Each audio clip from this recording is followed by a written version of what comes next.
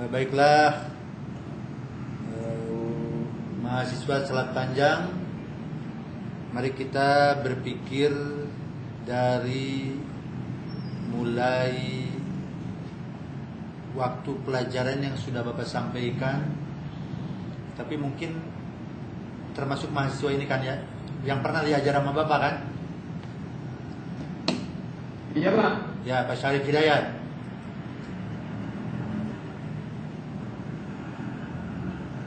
Mic di bawah Pak. Di sini. Nah, situ ini. Ya. Kita mulai dengan apa yang dikatakan dengan hukum tata pemerintahan.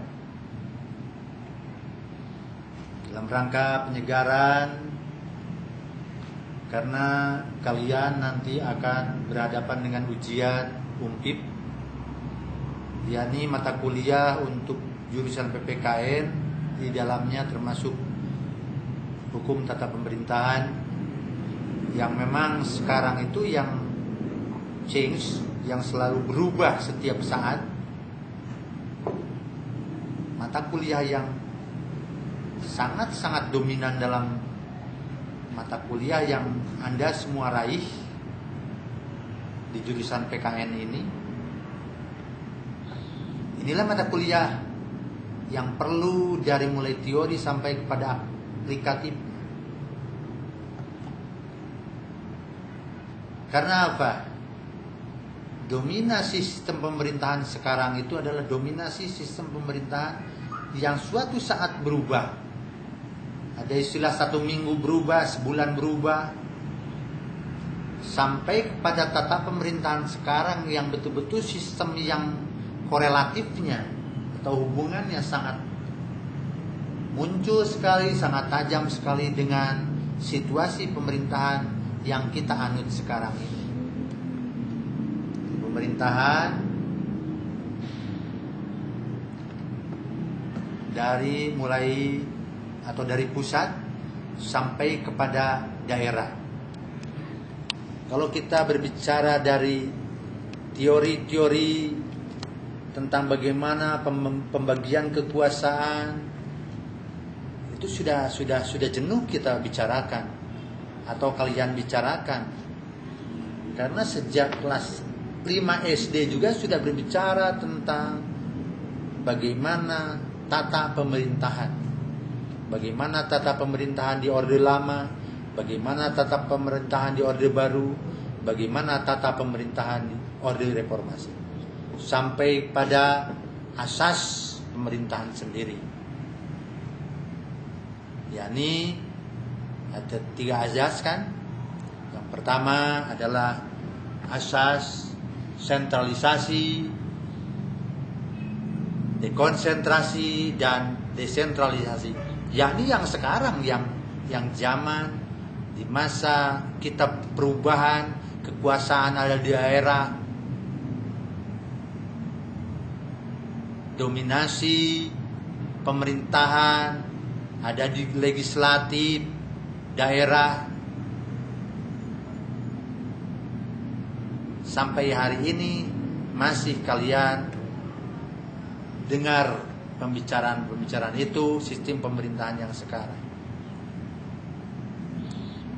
Coba kita perhatikan pada bagaimana mata kuliah ini kita suguhkan kepada semua warga negara Indonesia, terutama warga negara yang ada di daerah.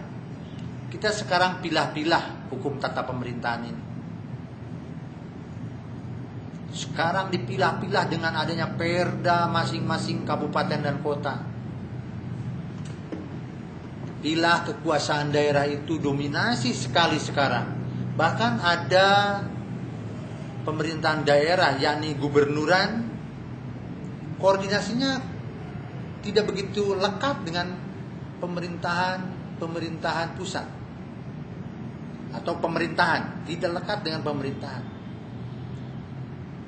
Sehingga ada wacana hari ini mungkin saat yang ditentukan bakal banyak perubahan antara undang-undang yang dibikin oleh legislatif sampai kepada peraturan-peraturan daerah yang sudah dimunculkan atau sudah disajikan oleh masing-masing daerah pada setiap tahun anggaran.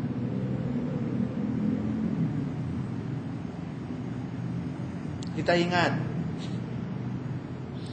pemerintahan kita yang diselenggarakan yang selalu prioritas bagi kepala negara.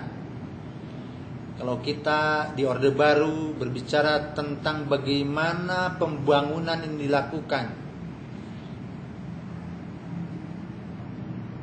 Pada pertemuan ini kita akan bicarakan hubungan mata kuliah hukum tata pemerintahan dengan hukum tata pemerintahan daerah.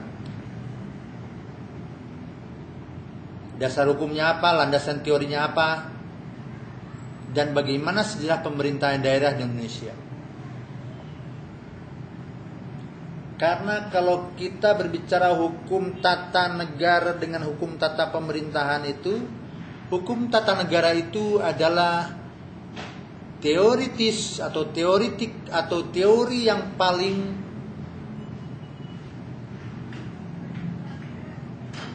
satu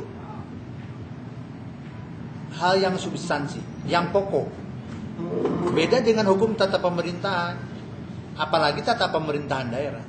Hukum tata pemerintahan akan menuju pada prospek warga negara NKRI. Karena masing-masing daerah berbeda, apalagi sekarang kita berbicara tentang bagaimana kebebasan provinsi menentukan perdanya sendiri, sampai ada perdasus, ya, yakni perda khusus atau ada terkenal dengan otda, terkenal dengan otsusnya. Kita perhatikan asas penyelenggaraan pemerintah daerah.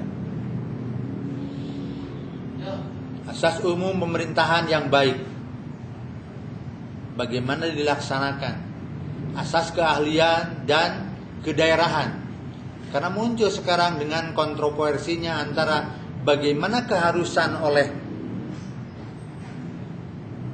pusat dan bagaimana seharusnya dirasakan oleh daerah.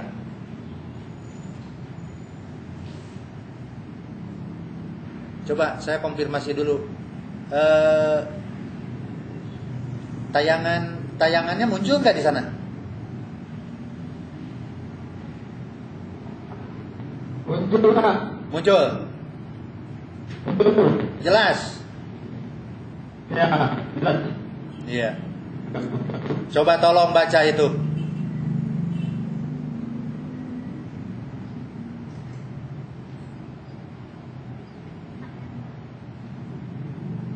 Azas penyelenggaraan pemerintah daerah. Ya. Satu, azas umum pemerintahan yang baik. Ya. Dua, azas keahlian dan kedaerahan. Ya.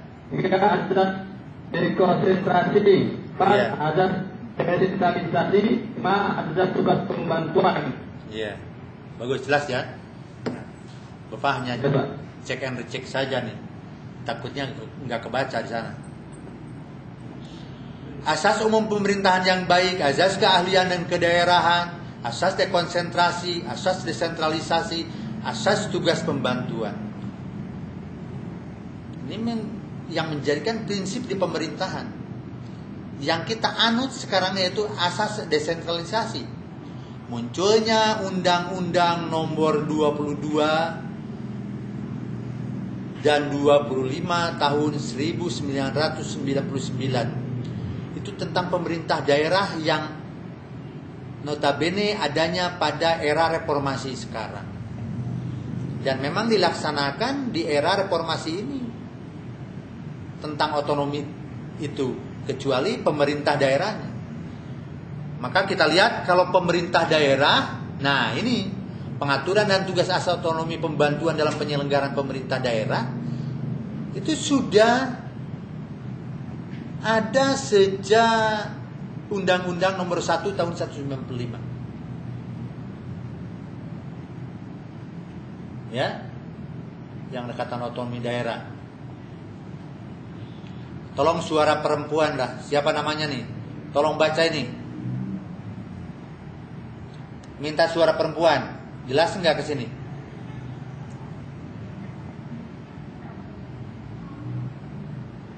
Pengaturan dan Namanya dulu dong.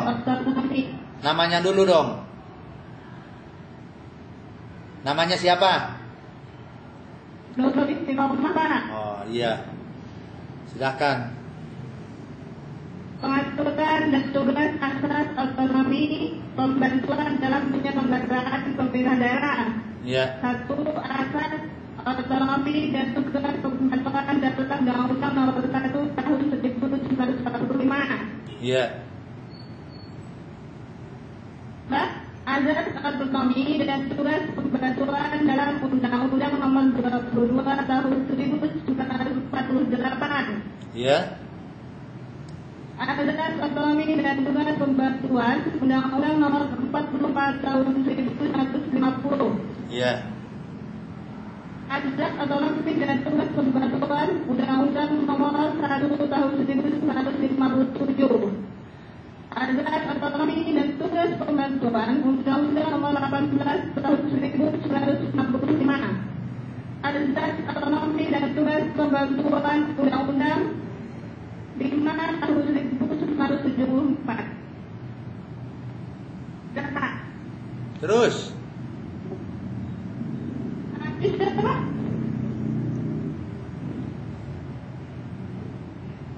Ya. Asas otonomi dan tugas pembantuan Undang-Undang Nomor 22 Tahun 1999 atau 1999. Muncul. Gimana? Tanah apa ada Pak? Di layar tanah apa? Dan terakhir 74 di situ Pak. Sampai 74.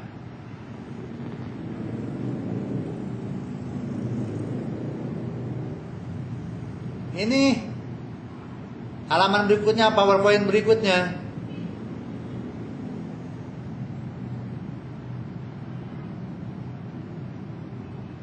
Diberikan ada otonomi dan tugas pembantuan Undang-Undang Nomor 5 Tahun 2004. Terus Terakhir. ini sudah Bapak tayangkan lagi nih. Itu betul-betul lah.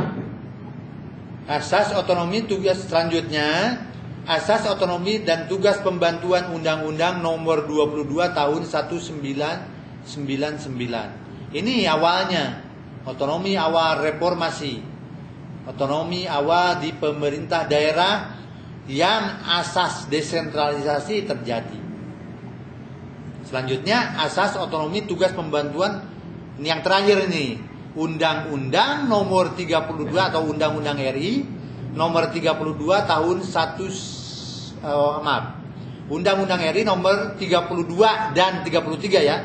Kalau di sana tercantum 32 saja. Undang-Undang RI Nomor 32 dan 33 2004. Itu yang terakhir tuh. Pak. Ya? Tidak, Pak. Muncul nggak? Nggak jelas. Suaranya putus, Pak. Ya, suaranya putus. Gambarnya? Suaranya putus, tulisannya pun tumpang tinggi, Pak. Tulisannya tumpang tinggi. Suara Bapak? Suara Bapak bagus ke sana.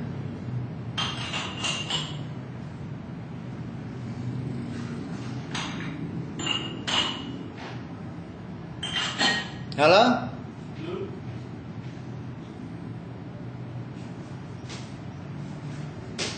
Nah, mungkin ya teruskan, mungkin ke Bapak ini. Suaranya hilang, Pak. Gimana? Suaranya hilang, Pak. Suara Bapak putus-putus. Tulisannya yang di depan tidak ada.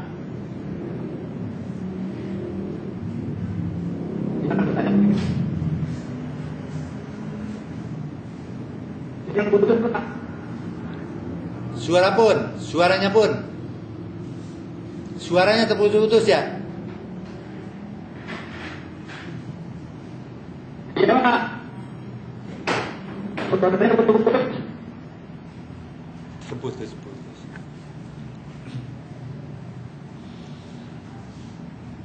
Selanjutnya, pertanggungjawaban atas penyelenggaraan pemerintah daerah di bidang otonomi dan konsekuensinya. Jelas ada pada Undang-Undang RI nomor 32 dan 33 tahun 2004. Sudah jelas suara Bapak?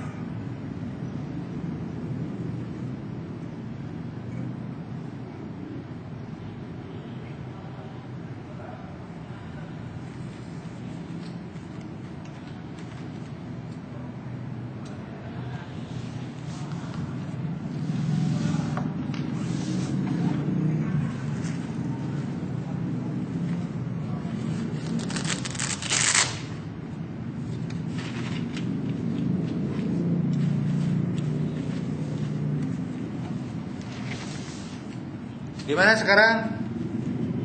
Jelas?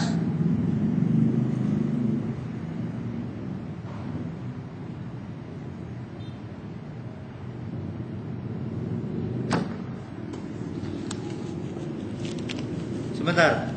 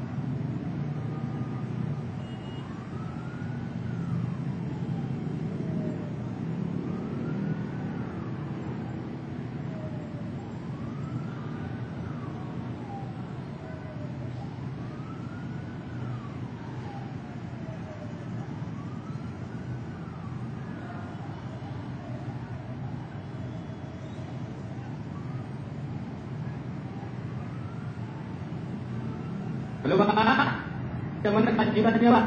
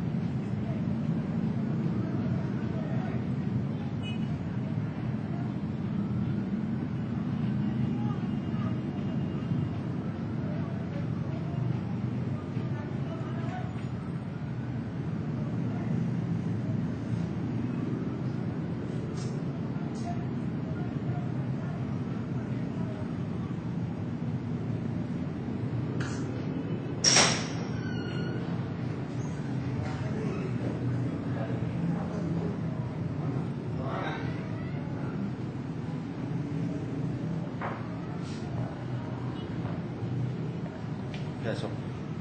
Halo, sudah kedengaran?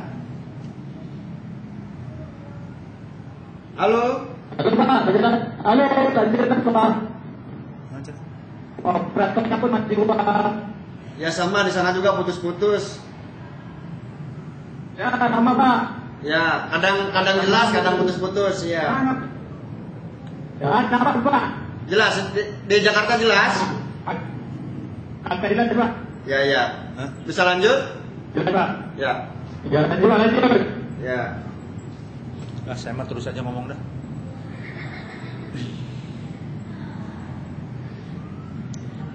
Coba kita perhatikan selanjutnya. Dasar hukum pemerintahan daerah. Sudah jelas? Jelas Pak. Ya. Tayangannya? Ya. Coba baca. Sedikit aja. Satu baris yang paling atas. Dasar hukum pemerintahan daerah. Ya. Untuk ada untuk dan tukeran bantuan secara politis. Ya. Formal tercantum dalam pasal 18 Undang-Undang Negara Republik. Ya, sudah. 45. Cukup. Coba perhatikan. Kita akan berbicara tentang bagaimana dasar hukum pemerintahan daerah. Karena ketika di 1974 di sini tidak saya munculkan 1979-nya. Selain Undang-Undang Nomor 5 Tahun 1974, Undang-Undang Pemerintahan Daerah itu ada juga, mohon dicatat, ada juga Undang-Undang Nomor 5 1979 ya. Tahun 1979, selain 1974. Tapi nomornya Undang-Undang RI nomor 5 sama. Karena di sini tidak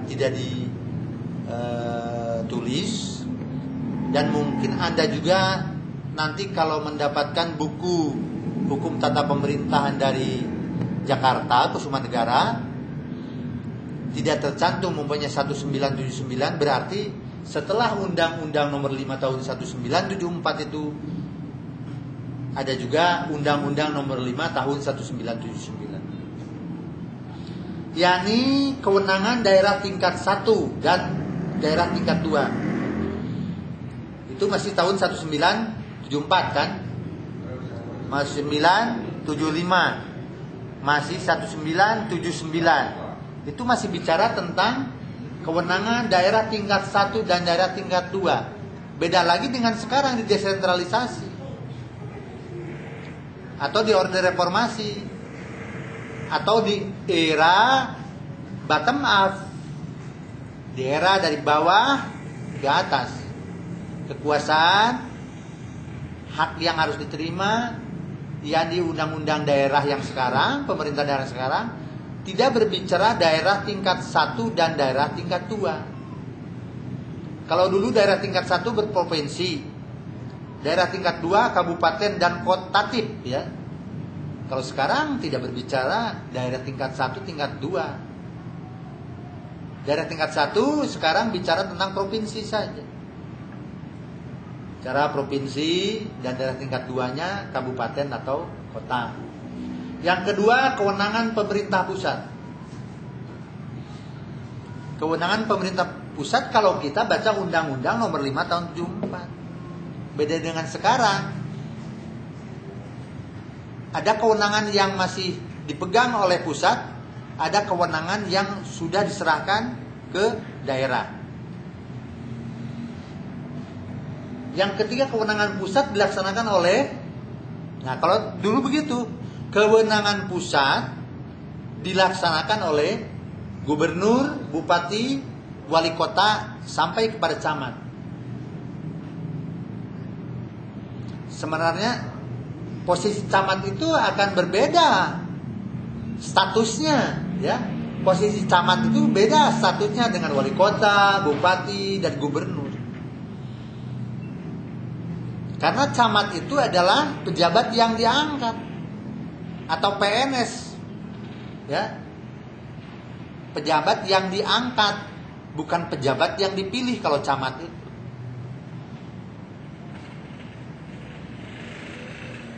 Kalau sekarang dipilahnya sama, Jadi tidak boleh kalau memang sampai kewenangan atau kekuasaan pejabat yang dipilih itu adalah pejabat memang betul-betul yang otonomi. Sehingga kita sekarang berbicara bukan daerah tingkat 1, 2 lagi, tapi berbicara gubernur, bupati dan wali kota. Karena mereka adalah pejabat-pejabat yang dipilih.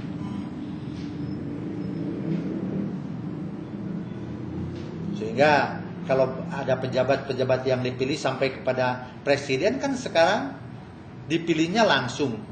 Sampai kemarin Anda mendengarkan kalau kepala daerah itu pilkada kan. Pemilihan kepala daerah langsung pilkada. Itu wacana sekarang. Kalau sekarang dirubah lagi menjadi pemilu kada. Dari pilkada menjadi pemilu kada. Kalau Bapak senangnya pilkada itu, pemilihan kepala daerah langsung. Jangan hanya bilang pilkada.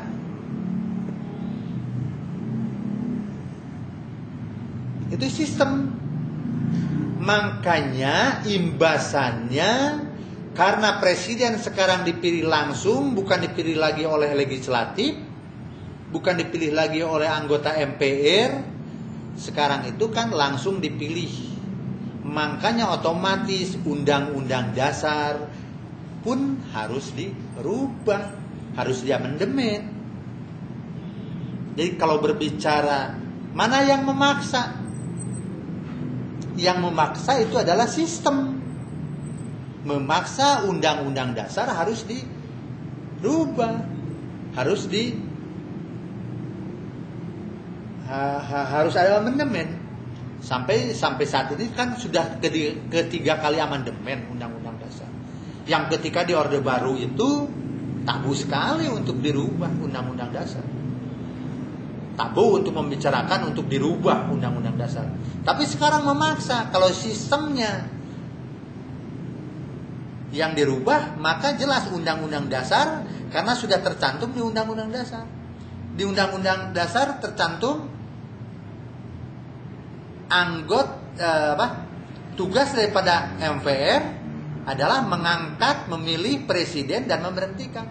Sekarang kan kata-kata itu tidak ada lagi. Jelas memaksa undang-undang dasar itu harus dirubah.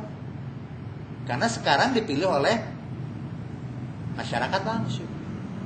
Jadi sudah tidak ada lagi kata-kata di pasal 4, 5, 6 itu sudah tidak berbicara tentang bagaimana presiden itu dipilih oleh majelis atau MPR atau anggota dewan. Sekarang kan sudah tidak lagi dipilih, maka memaksa harus dirubah undang-undang itu yang diamandemen. Akhirnya imbasan ke yang lain-lainnya, ada amandemen undang-undang dasar kan. Sekarang yang berlaku di kita itu bukan undang-undang dasar yang asli, tapi yang sudah diamandemen. Ya. Undang-undang dasar 1945 itu sudah bukan asli lagi isinya itu, batang tubuhnya itu. Tapi sekarang sudah dirubah melalui amandemen. Jadi enak kalau kita berhadapan, enak ngomongnya. Pasal-pasal mana saja yang diamandemen. Tolong mahasiswa di Selat Panjang atau di Pulau Sumatera nun jauh di sana, aplikasi daripada sistem pemerintahan itu adalah bagaimana sistem ini sekarang diaplikasikan. Tidak hanya teori saja, Anda nanti belajar tidak hanya teori saja tentang hukum tata pemerintahan. Karena akan berbeda dengan teori. Yang sekarang hukum tata pemerintahan itu adalah aplikasinya. Jangan sampai tidak tahu pemerintahan, rule-nya, aturannya. Ya kalau berbicara Van Vollenhoven, berbicara trias politika, itu kan teori umum, yang teori di dunia ini. Tapi teori yang di Indonesia adalah aplikasi daripada hukum tata pemerintahan yang akan berbeda sistem. Ketika sistem top down dirubah menjadi bottom up sekarang, itu akan berbeda. kewenangannya berbeda.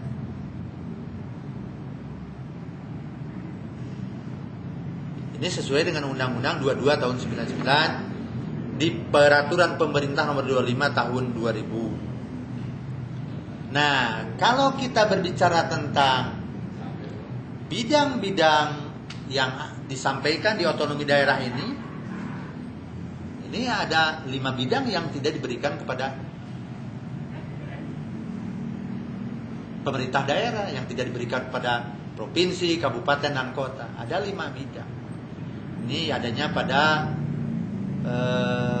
pasal 7. Ini masih berlakunya di Undang-Undang 22 atau Undang-Undang RI 22 tahun 199. Tapi kalau yang Anda baca itu Undang-Undang RI nomor 22 tahun 1999 itu tidak berlaku. Tapi yang 5 bidang ini ketika Undang-Undang RI nomor 22 yaitu era otonomi daerah pertama atau perdana di Indonesia di era reformasi, ini masih sampai saat ini tidak dirubah, yaitu 5 bidang yang tidak diberikan kepada daerah. Masih terdengar? Ya, masih mendengar ya? Masih terbaca? Ya, coba minta yang lain lagi atau siapalah yang baca ini. Ada 5 bidang yang tidak diberikan kepada daerah. Coba tolong dibaca. 1 bidang apa? 1 bidang politik luar negeri. Ya.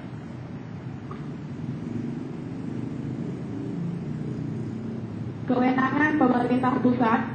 2 bidang pertahanan keamanan. Ya. 3 bidang peradilan. 4 bidang moneter fiskal. 5 bidang agama. Ya. Gue ya. Jelaskan 5 bidang ini. Bagaimana cirinya? Bagaimana kita lihat kebenarannya?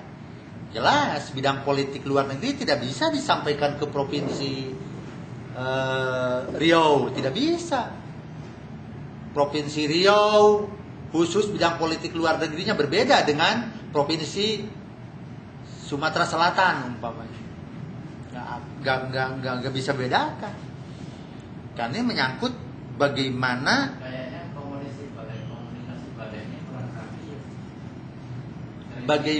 kalau berbicara, karena kita berbicaranya otonomi, bukan berbicara federasi.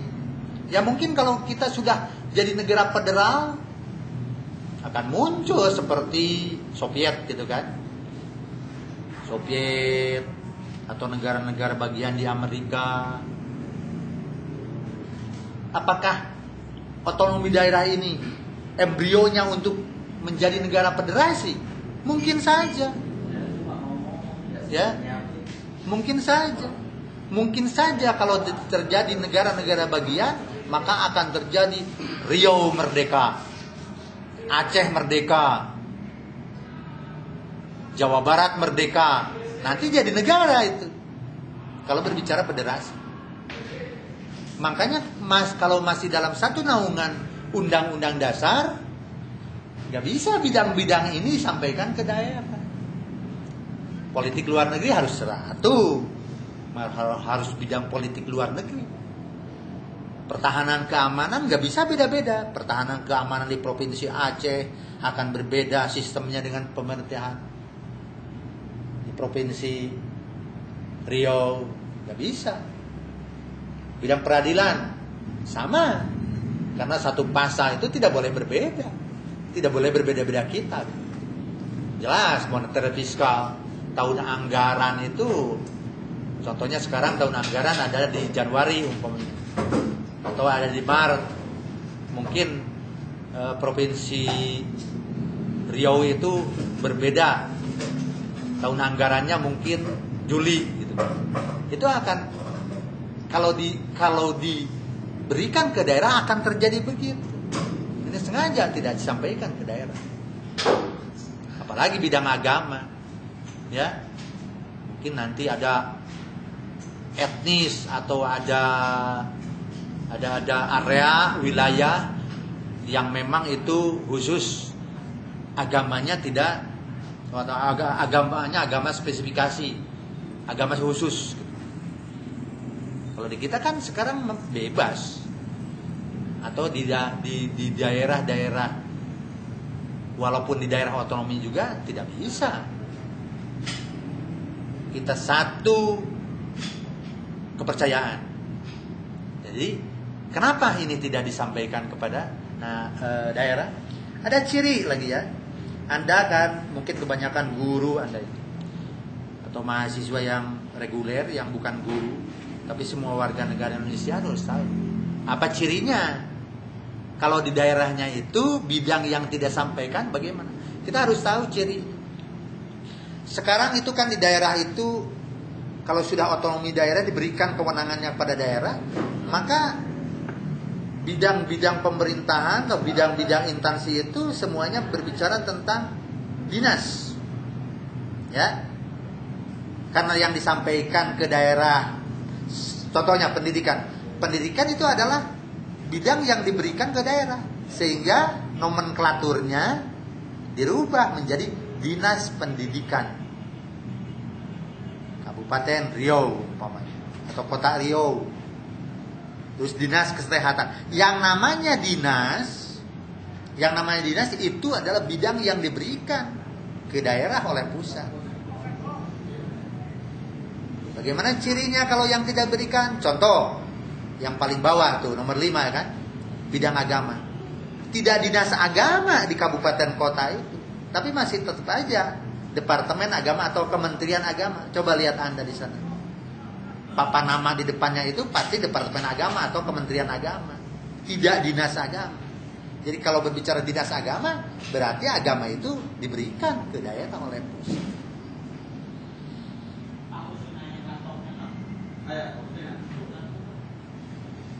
Nah itu ya. Jadi alasan-alasan atau dalil-dalil yang diberikan oleh pusat kenapa bidang ini tidak sampaikan, memang klausulnya atau kepentingannya itu memang kepentingan negara, bukan kepentingan daerah. Masih terdengar? Masih komunikasi? Masih, Pak. Iya, teruskan. Masih, Pak. Ini undang-undang yang terbaru nih. Ini undang-undang perubahan dari Undang-Undang RI nomor 22 dan 25 tahun 2004 tentang pemerintah daerah. Ini perubahannya dari Undang-Undang 22, maaf, ulangi. Ini adalah perubahan dari undang-undang atau undang-undang pemerintah daerah yang terbaru itu adalah ini. Yang sekarang berlaku adalah Undang-Undang RI nomor 32 dan 33 ini. Maaf ya. Di sini. Kenapa bilang tiga-tiganya harus disebut?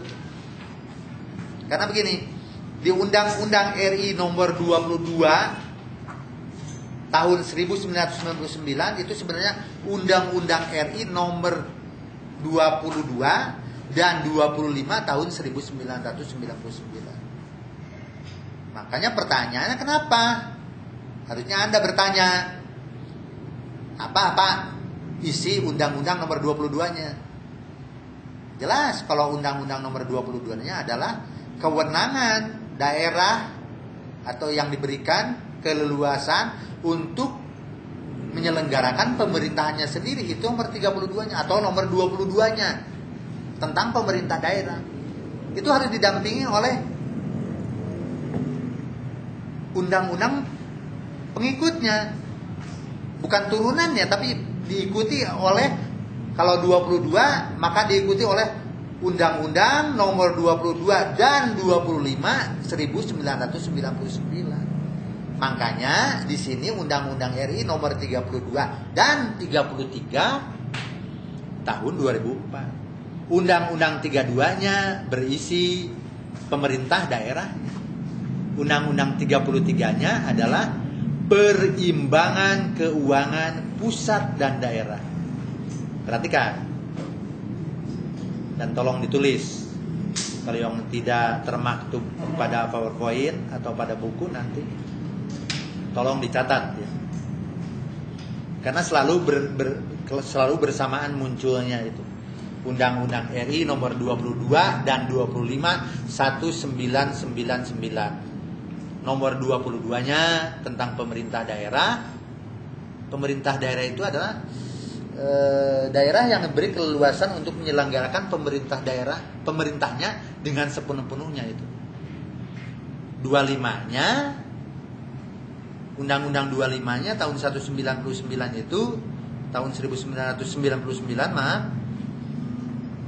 Di 25-nya adalah perimbangan keuangan.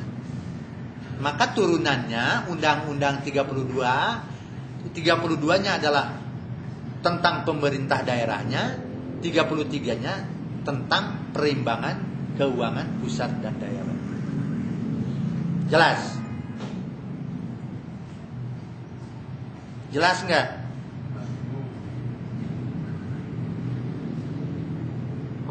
Jelas, Pak. Ya.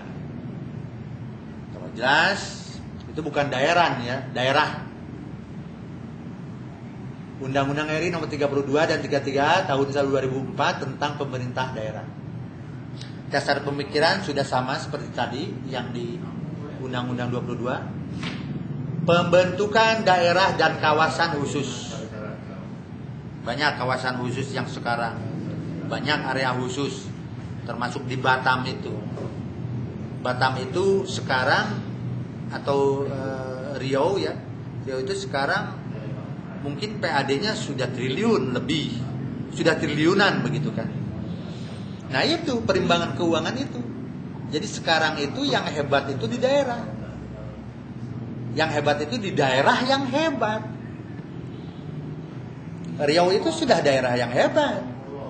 Mungkin PAD-nya berapa triliun begitu kan. Akan beruntung. Karena segala sesuatunya dikuasai oleh daerah. Hanya beberapa bidang atau hanya beberapa bagian.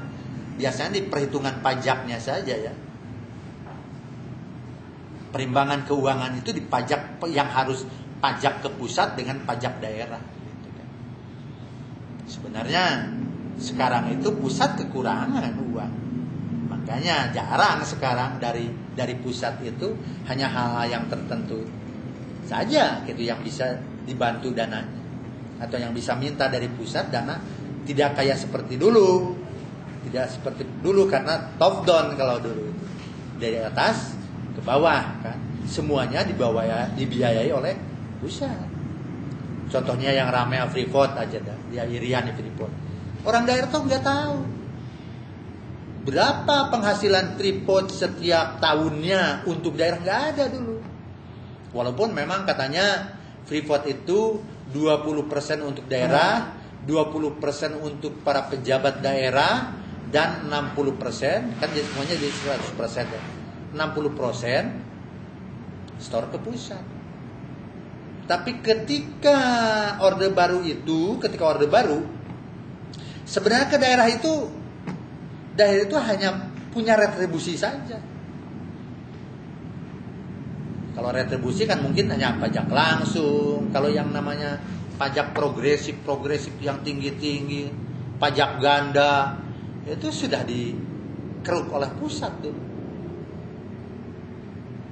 Itu keuntungannya bagi daerah yang punya sumber daya alam. Ya tetap aja bagi daerah yang kurang sumber daya alamnya semakin ciut juga sekarang. Contoh di Jawa Barat, daerah DKI, daerah Jawa Barat. Contoh di Jawa Barat ada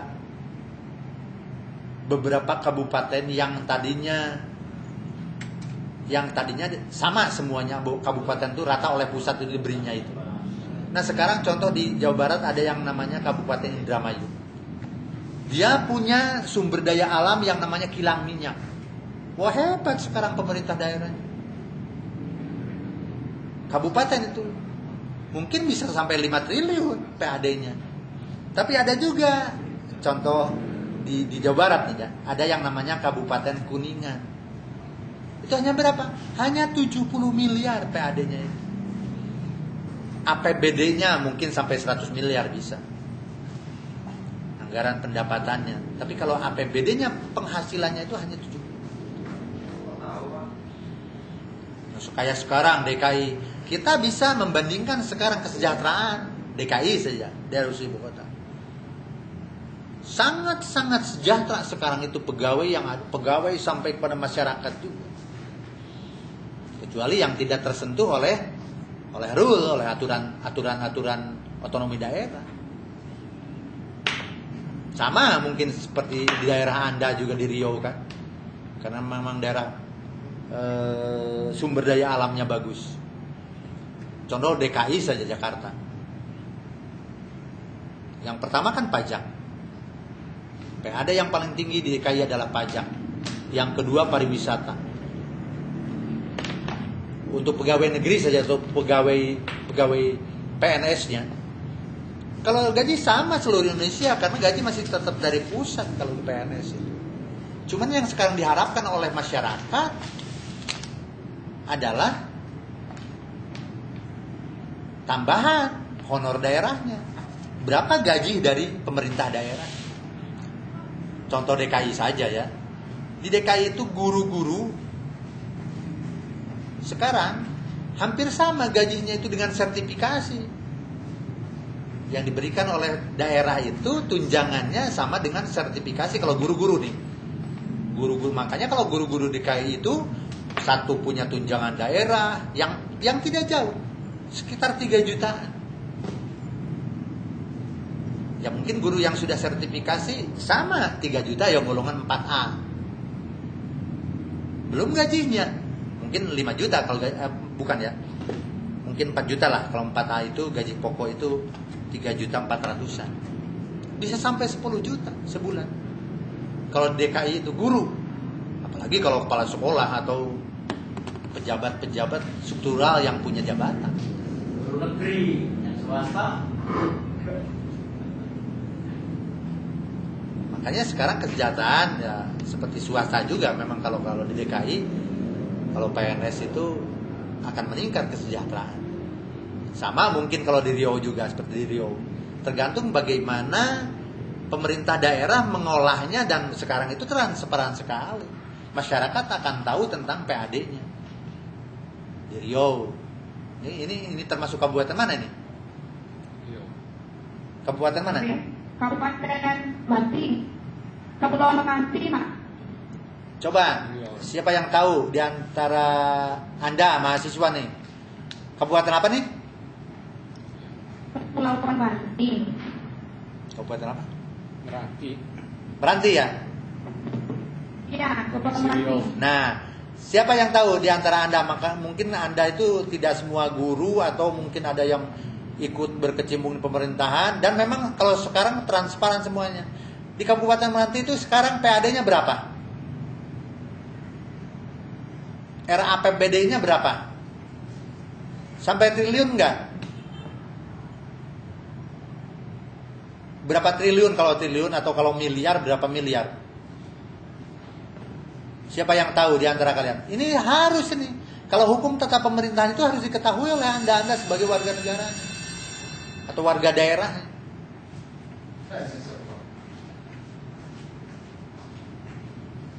Waktu? Tak tahu, Pak. Berapa? Nggak ada yang tahu. Nggak ada yang tahu, Pak. Nggak ada yang tahu ya? Ini kan ada berita menghadap ke Pak. Ya, kamu harus cari tahu. Semua warga daerah harus cari tahu berapa RAPBD, berapa PAD di kabupaten itu. Harus tahu.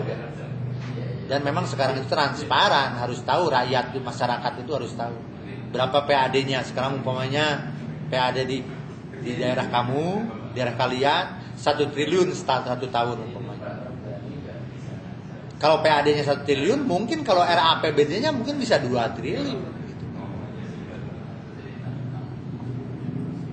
Ya, dilanjutkan dengan pembagian urusan pemerintahan pemerintah daerah, perangkat daerah, keuangan daerah, peraturan daerah. Sebenarnya ini masih banyak, cuman waktunya nih. Coba dipercepat saja, dilihat saja. Masih kelihatan tayangannya, masih terlihat. Ya, ya. Nah, perhatikan ada 4 landasan dalam rangka pembuatan peraturan perundangan di bidang pemerintahan daerah. Ya, ini. Ya, kita lewati saja. Karena nanti dikirim ini ya, materinya dikirim. Sudah dikirim? Udah. Nah, karena barusan dari operator di sini katanya sudah dikirim ya. Betul, udah keterima belum? Belum, Pak. Ini Ya. Belum ditanyakan ya? ini putus, Pak. Ya, nanti di siapa koordinator di sana atau siapa bagian komputer ini? Bagian penerima materi, tanyakan saja. Bapak sudah sampaikan materi HTP yang berupa PowerPoint-nya. Kalau berupa buku mungkin nanti dari Batam ada yang bawa buku dari sini ya, diktatnya.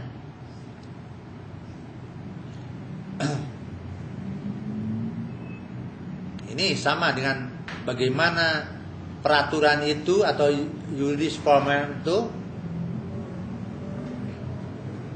pada setiap kaidah hukum harus berdasar pada kaidah yang lebih tinggi tingkatannya kan? Kan sudah tahu itu ya. Yang paling tinggi adalah Undang-Undang Dasar.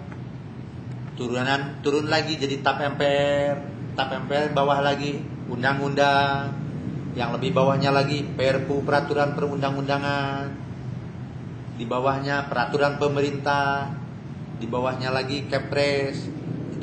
Terakhir ke daerah itu Perda. Tapi perlu diketahui bahwa peraturan itu di otonomi daerah itu sebenarnya hanya 3 kalau peraturan. Ya.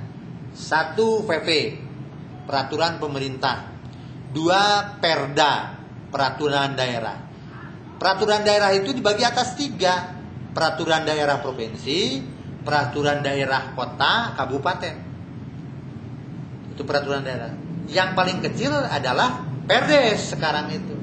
Atau Perkel, peraturan kelurahan, peraturan desa.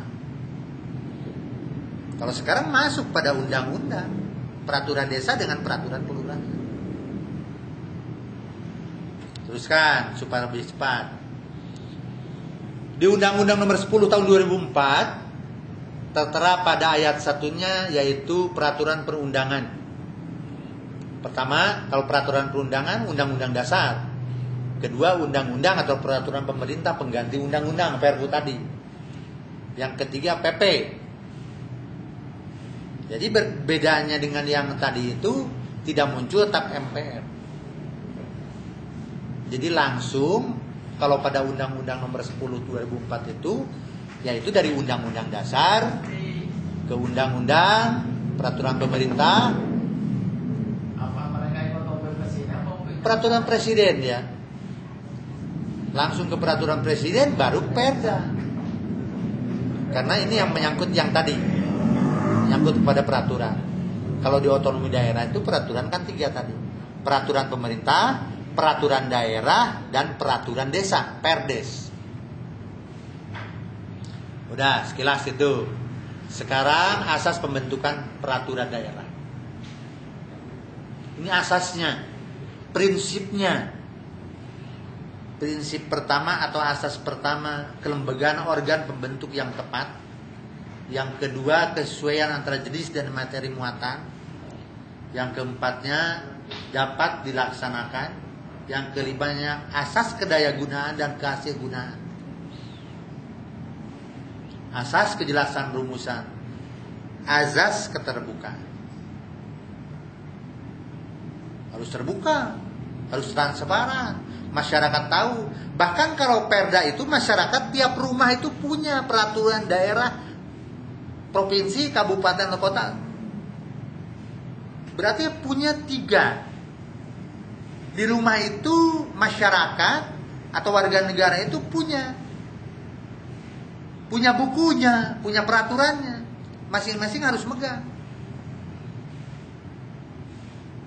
sampai di mana lokasi dia atau domisili dia tempat tinggal, di desa atau di kelurahan mana, dia harus punya perpelnya atau perdes. Terdiri dari berapa pasal. Pasal apa saja harus tahu masyarakat sekarang itu. Warga negara itu harus tahu. Teruskan. Ini 11 materi muatan peraturan daerah.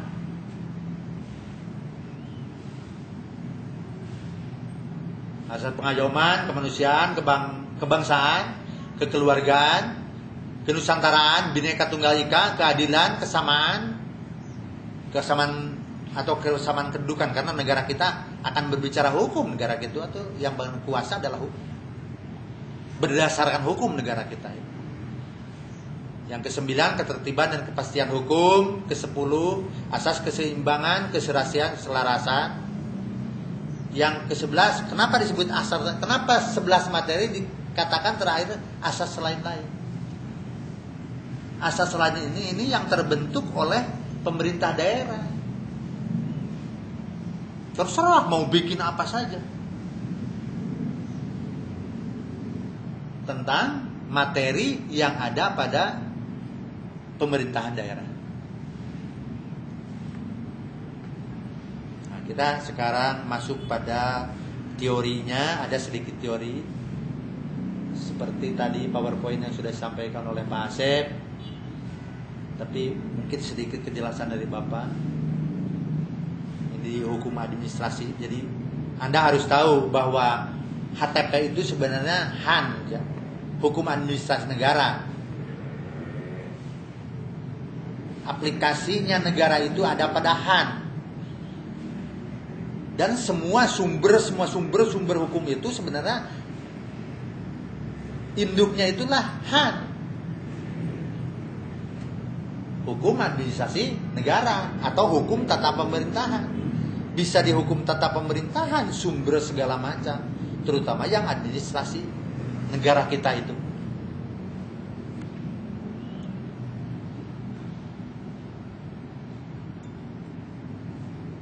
Objek hukum tata pemerintahan, perkembangan hukum tata pemerintahan, kodifikasi hukum tata pemerintahan, hubungan HTP dengan HTN. Kalau tadi Bapak bicarakan hubungan HTN dengan HTPD. Kalau tadi Bapak bicarakan hubungan tata pemerintahan dengan hubungan tata pemerintahan daerah. Dan memang aplikasi sekarang itu bagaimana hubungan tata pemerintahan dengan hukum tata pemerintahan daerah. Harus sinergi. Harus ada link and match. Ada keserasian.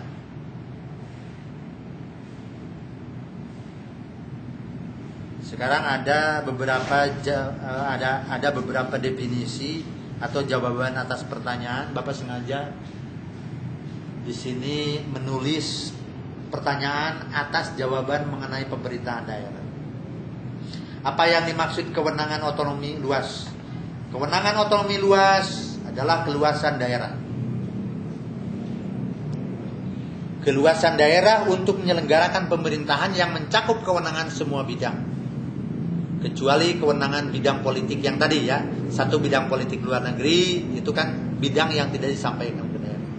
Sampai kepada agama tadi. Serta ada lagi kewenangan bidang lainnya yang akan ditetapkan dengan peraturan pemerintah daerah. Apakah masih mengacu pada pemerintah pusat? Masih. Payung hukum di peraturan pemerintah masih kepada pemerintah pusat. Apa yang dimaksud dengan otonomi nyata? Otonomi nyata yakni keleluasaan daerah untuk menyelenggarakan kewenangan pemerintahan di bidang tertentu secara nyata ada dan apa yang diperlukan serta hidup dan perkembangan di daerah. Itu kewenangan-kewenangan daerah. Bagaimana contoh ada wilayah yang perlu direklamasi tadi karena tadinya rusak. Maka perlu koordinasi dengan pusat? Tidak perlu. Sekarang itu koordinasi antara bupati dengan provinsi saja. Bahkan sekarang diabaikan. Yang harusnya koordinasi, karena hanya garisnya itu hanya garis koordinasi saja dengan bupati dengan gubernur. Makanya banyak yang diabaikan. Bupati jarang yang lapor ke provinsi atau ke gubernur. Karena sistem yang memaksa, sistem harus begitu. Makanya kalau sekarang dikatakan banyak raja-raja kecil di daerah itu, ya betul, jelas. Kalau kabupatennya kaya, macam di Kukar itu ya, di Kutai Kartanegara itu kan mungkin triliun kabupaten juga, PAD-nya tuh mungkin 10 triliun dia. Makanya bisa dia bisa membusungkan dada di hadapan gubernurnya gitu. Itu yang dikatakan raja-raja kecil daerah itu orang kabupaten yang PAD-nya atau penghasilannya atau aset daerahnya hebat. Karena garis ke gubernurnya itu, ke kepala daerah provinsi itu hanya garis koordinasi saja. Otonomi yang bertanggung jawab adalah otonomi yang bertanggung jawab berupa pewujudan pertanggungjawaban atau konsekuensi pemberian hak dan kewenangan pada daerah dalam wujud tugas kewajiban yang harus dipikul oleh daerah dalam mencapai tujuan otonomi berupa peningkatan pelayanan dan kesejahteraan masyarakat yang semakin baik. Tadi kalau yang dikatakan daerahnya potensi, sumber daya alam dan sumber daya manusianya seimbang. Karena banyak yang sumber daya alamnya bagus, karena sumber daya manusianya kurang, lambat. Perkembangan daerah itu lambat. Apa yang dikatakan wilayah administrasi? Wilayah administrasi, daerah administrasi menurut Undang-Undang Dasar 1945 masih tetap belum dirubah. Kalau yang dikatakan daerah administrasi itu masih sesuai dengan Undang-Undang Dasar. Definisinya, hak dan kewajibannya masih sesuai dengan Undang-Undang Dasar. Nah ini yang perlu Anda ketahui ini. Ya, apa sih kelurahan itu, apa sih desa itu? Nanti di buku sebenarnya, kalau di buku HTP yang dikeluarkan dari STKIP akan kelihatan tuh, baca semuanya.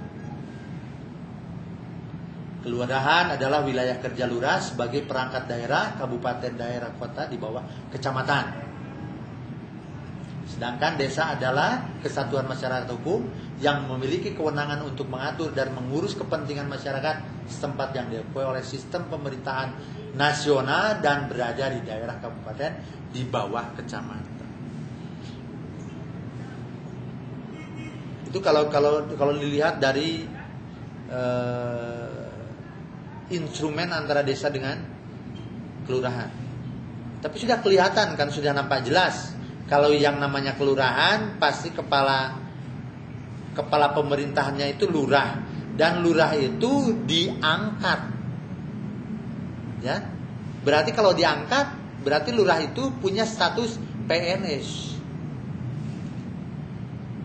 Kalau desa atau kepala desa itu status kepala desanya adalah PN, bukan PNS. PN, pegawai negara. Bukan PNS. Dan dia dipilih oleh masyarakat. Kalau desa sampai sekarang kan masih dipilih. Pemilihan langsung. Ya, pemilihan langsung yang dari dulu sampai kala sekarang. Sampai kala sekarang adalah kepala desa. Oh, presiden dulu oleh MPR, oleh DPR,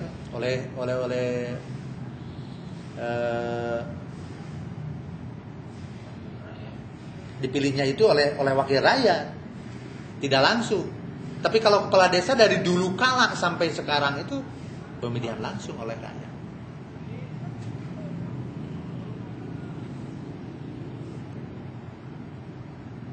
Ini lihat kawasan, mungkin ini yang terakhir ya, ini PowerPoint yang terakhir. Hah?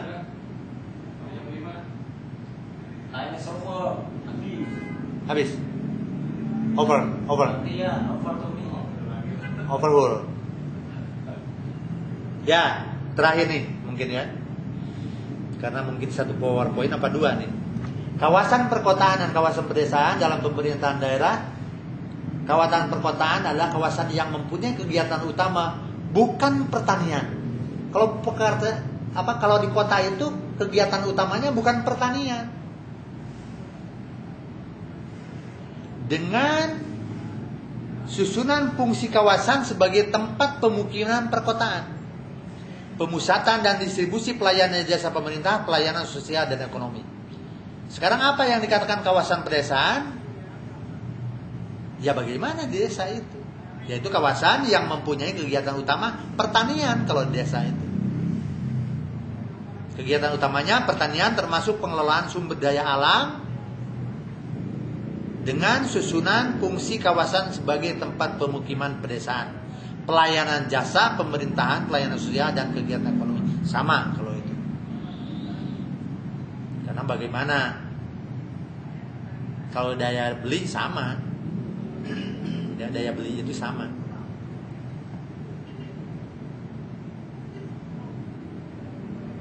Ya, yang ini teruskan karena memang PowerPoint itu sudah dikirim. Tinggal dibaca saja Dan dipahami.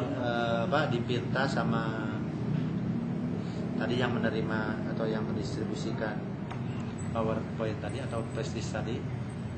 Tolong di setiap mahasiswa megang ya, atau setiap mahasiswa boleh mengkopinya. Ya, selanjutnya ini berbagai kekuasaan, pembagian kekuasaan. Kalau ini berbicara teori-teori pemerintahan. Ini sudah kita pelajari sejak SMP kelas 2 ini. Sudah Anda pelajari sejak SMP kelas 2. Bahkan SD kelas 6 itu sudah mempelajari ini. Nanti dilihat saja pada materinya. Ya, habis. Terima kasih. Semoga bermanfaat dan semoga pada Anda nanti Umpip dapat mendapatkan kepuasan. Biasa mendapatkan kepuasan nilai, harus mendapatkan kepuasan nilai. Terima kasih. Wassalamualaikum warahmatullahi wabarakatuh. Waalaikumsalam warahmatullahi wabarakatuh.